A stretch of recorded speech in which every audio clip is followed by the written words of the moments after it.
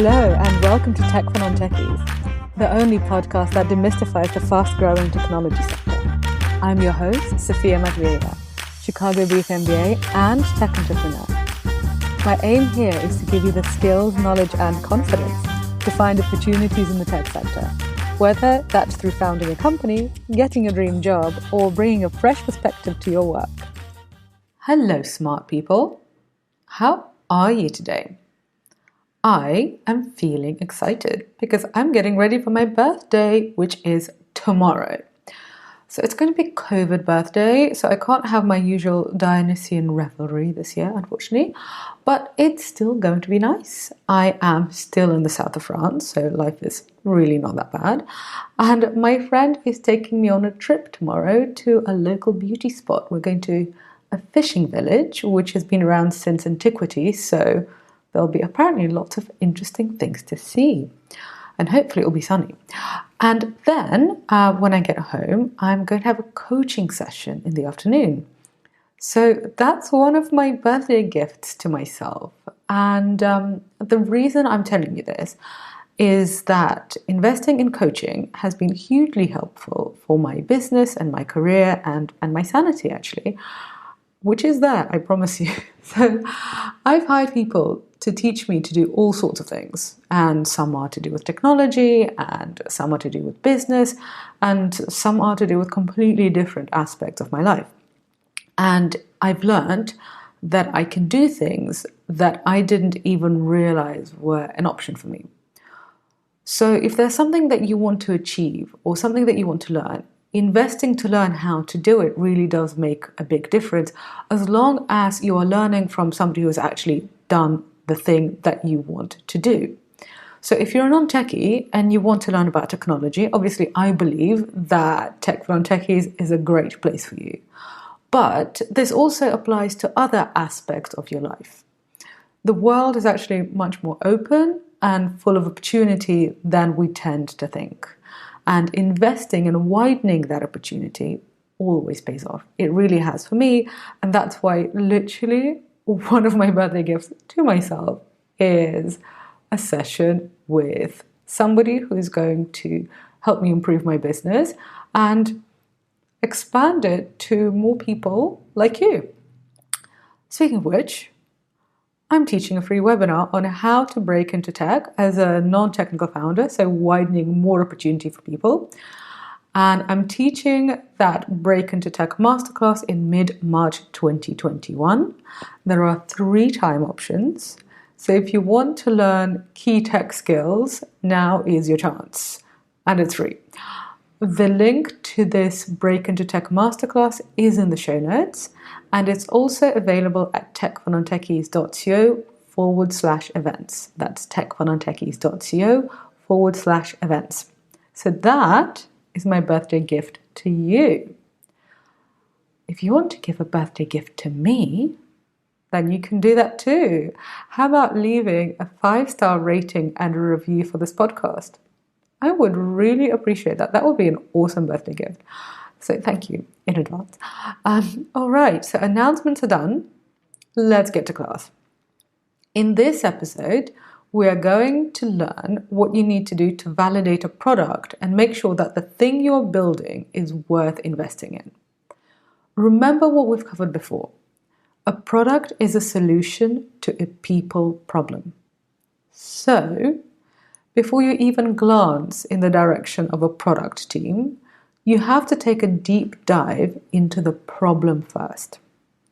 The person who is leading us through this journey today and helping us learn is Ronan Walsh, and he leads a digital marketing agency called Digital Trawler. What you're about to hear is an excerpt from a masterclass that Ronan taught for Tech for Non-Techies members. To see the full 1-hour session and join our future live classes and ask experts like Ronan your questions, then join our membership. And without further ado, here's Ronan. We're a digital marketing company that specializes in SaaS, software as a service, and we focus on SEO, PPC, social media, and data collection and conversion rate optimization. So software as a service is really exploding as an industry, because the costs to produce software are relatively small, and also the costs in general don't expand that much. They don't expand proportionally to the revenues. So you have to invest a certain amount of money at first for the software to be developed. But the more users you grow, essentially you can get money for every new user, for every new customer, depending on your business model. But essentially, as your customer base grows, your revenue grows. Like, say your revenue grows like that, but your actual costs, your server costs are going to go up, because remember, we have learned that servers cost money, just the way you have to, if you're going to be storing your extra stuff somewhere, you have to pay a storage company. It's the same with software storage. So in SaaS, your costs do go up, but like your costs are going to go like this, your revenues are going to go like that. And so any software that you're using that you have a monthly subscription for, that's basically software as a service. And obviously during the pandemic, the SaaS industry has been crazy, and I'm assuming paying Ronan lots of money. It's been pretty good for my clients. Like we've been able to increase retainers, which has been fantastic because of the success of our clients, because there's more people moving online. So it's been like 2020, while it has its downside from a personal perspective, I think from a business perspective, our own business has been up as well as many of our clients. So just very fortunate to be in the right industry at the right time, I think. Well, we covered this. We've got this book club, which some of you were part of. So every month we cover a new book on technology, or by a tech person. Last week we had one on the Startup Review by Reid Hoffman, the co-founder of LinkedIn, and he said that one of the things that you need to be thinking about in your career and the products that you're making is essentially not only what can you bring, but also what the market wants and where there is a rising tide. And essentially anything to do with technology right now is the rising tide. So basically everybody watching this, listening to this, you're participating in the rising tide. And it's interesting to see that practically with your work. So you don't actually have to be building tech products yourself in order to benefit from the tech boom, because Ronan, you are not building tech products, but you do need to understand how tech products get made in order for you to run a digital marketing company, which I find really interesting. That's exactly it. Yeah, you can't talk to a founder of a SaaS company and not understand the industry elements that you need to know. So it's impossible. And to be honest, it's more the business models, I think, that in SaaS are fantastic. And the reason that we work with SaaS companies as well, one of the biggest reasons is that they get technology. They're very much in line with ourselves. Like we're an entirely remote agency. So we have we have a project manager in France. We have a Google Ads expert in London. And we have a content marketer in Berlin and an SEO expert in Greece. And I myself, I'm an SEO expert as well. So I jump in then. But like a lot of local businesses find, particularly before the pandemic, found that really tough to kind of understand, as in how can you have people working for you remotely, whether the SaaS industry just gets it straight away because there's developers in one country, there's they're using virtual assistants maybe in another country, and they just get it just clicks. And it's very much focused on KPIs, and not to be giving myself a bit of praise, but that's what I like to pride ourselves on. But where we see a lot of particularly startups come to us, because we're a little bit wary of startups, and look, we've no problem helping startups and giving them a hand out, but at the same time, you have to be realistic, because we can't put time into a client who isn't going to actually have a decent return. Because sometimes what we were seeing at the start, particularly when we started off, was that we were helping loads of startups, because I suppose there's plenty of tech startups out there, And something that I found in the SaaS industry is that you have tech startups that are maybe 10, 20 years old with 100 employees, which is a bit crazy, but they're still in that startup mentality. And what we found was that a lot of people hadn't actually validated their products, and they had these fantastic systems built, and they become victims of the term, I'm sure you've heard of it, analysis paralysis, where they've basically gone, well, I can't have my dashboard go out without this, or the product's useless without X, Y, and Z. And nobody really knows until you actually have it launched and you're testing it and things like that. But the key is going out and actually asking your audience. And that's when we're doing search engine optimization, particularly with content marketing and blogging and things like that. We'll go out and ask the audience, because it can take 6 months to a year before you realize if you've made a mistake or anything like that. So we really want to understand the user's problem at that stage, if that makes sense. So from a content marketing perspective, we want to fully understand what's this user's problem, and how does our customers, as in the SaaS companies, solution actually solve it. So that's what we're setting out to achieve. And the more we started doing this, the more we realized actually their customers' problems don't match the solution that they've built. And we started realizing that actually, before we do anything with a SaaS company, we have to go through this process where we're surveying customers, we're understanding, does the product actually meet the user's need, and really getting to understand what those problems are, and then highlighting them to the SaaS companies and saying, these features that you focus on your homepage aren't what the user wants at all. They just want a really easy invoice compared to, if you're building a CRM, it might be that it's free or anything like that. They just might need something simple like, an easy invoicing system, or something really simple that, just other people haven't hit the mark on. And I think that's why it's so important to go out and talk to your audience first. And that is, I suppose, how we help people. But we, digital marketing is our main thing, but product and understanding the user's customer journey, I suppose, is something that we help a lot of our clients with. That really reminds me of the sessions that we've had with designers. So some of the audience would have been familiar with the session we had with Jane Austen, who is the director of design at Moo. And we've had, quite a few designers, and they all talk about essentially that designing is not just actually making a prototype or creating screens. Before you make a solution, you need to identify the problem. And the way you identify the problem is, you have to research users. So some of it is, yes, desk research, but the best research is essentially some kind of ethnographic research when you're going out and speaking to people. And it's interesting that now we're having exactly the same ideas given to us from a marketing perspective. And the reason why I want to really make sure that everybody pays attention to this is when I've been on when I've worked with a team where we have developers and we have marketers, and I'm the non-technical founder in the middle, basically product managing the whole thing.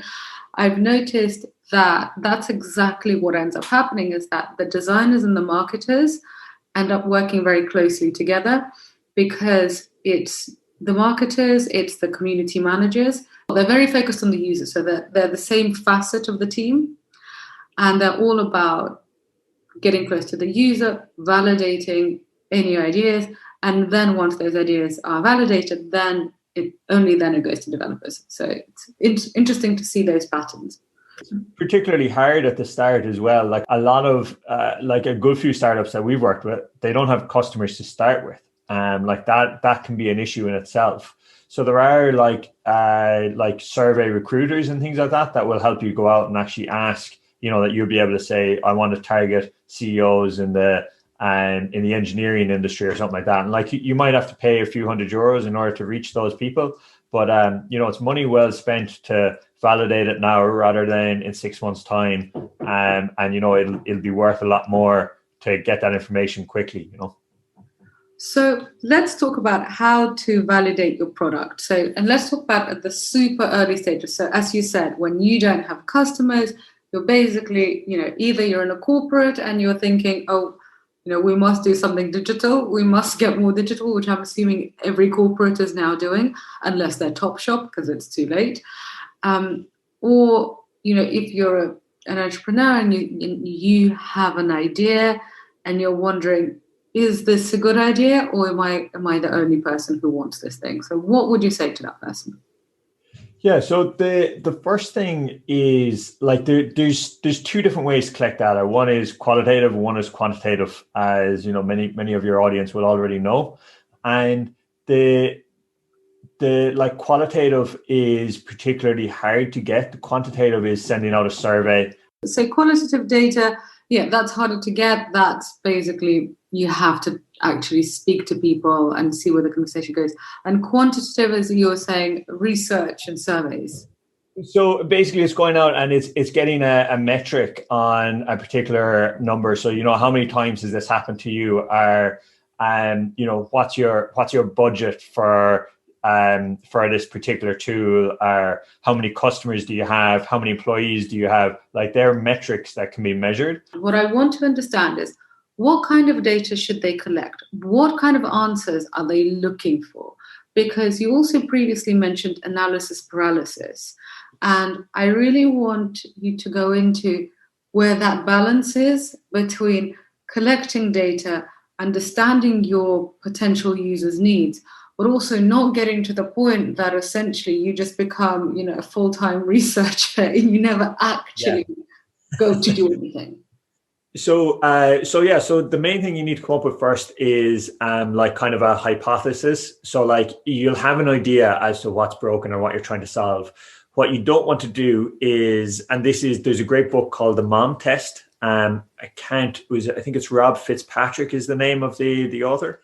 The Mom Test. Yes, I've heard of it. Yeah. Have you read it? No, I've heard of it.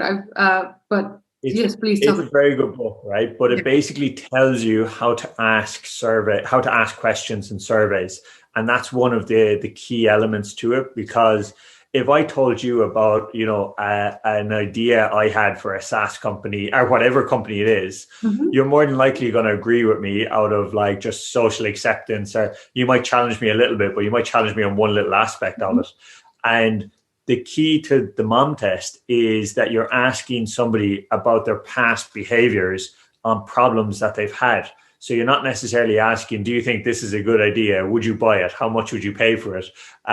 Like they're all kind of rhetorical questions in a way, because somebody's going to agree with you. They're going to give you the price you want to hear. They're going to avoid arguments. But with the mom test, what you're doing is you're saying, have you ever encountered this problem before?